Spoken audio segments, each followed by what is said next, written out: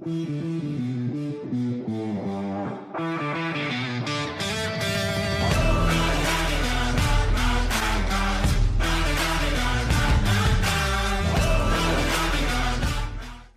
องนิทานหนึ่งเกี่ยวกับพระพุทธเจ้าที่เฮาอยากแชร์ให้ทุกคนฟังมันมีอยู่ว่ามีมื้อหนึงพระพุทธเจ้าได้ไปยามบ้านหนึ่งเป็นบ้านที่บ่ค่อยมีคนไปเป็นบ้านที่บ่ค่อยมีคนอยู่แต่ตอนเมื่อเราได้ไปอยู่บ้านนั้นมีอาจารย์ผู้หนึ่งได้ขึ้นมาแล้วเสียงหายแล้วให้พระพุทธเจ้าว่าเจ้าคิดว่าเจ้าเป็นไผเจ้าคือกับพวกข่อยทุกๆคนเจ้ามากล้าสอนพวกข่อยเจ้เป็นไผที่มาอยู่บ้านของข่อยตอนนี้แล้วมาสอนพวกข่อยเจ้าเป็นไผ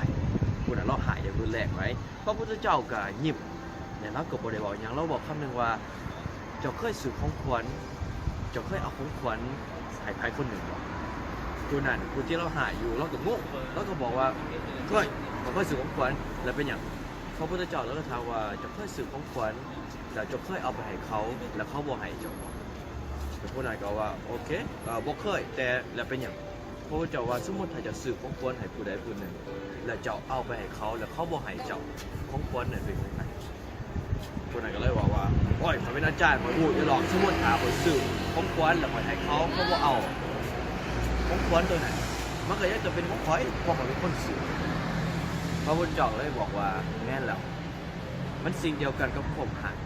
ตอนนี้เจ้ามาหายเจ้าไปหายผู้ใดผู้หนึ่งถ้าคนนั้นบ่รับความหายเจ้าบ่ตอบโต้ความหายเจ้าความหายความเกลียดชังก็ยังเป็นของเจ้าคนเดียวฉะนั้นเจ้า you have to spread the love เจ้าจงแทนที่จะมาหายแทนที่จะมาหายผู้นั้นหายผู้นี้เป็นอย่างจะบ่แบ่งปันความสุขความสงบให้คนออกทางเจ้าเพราะความสุขความสงบเป็นสิ่งที่ทุกคนบอกถึงเป็นสิ่งที่ทุกคนต้องการ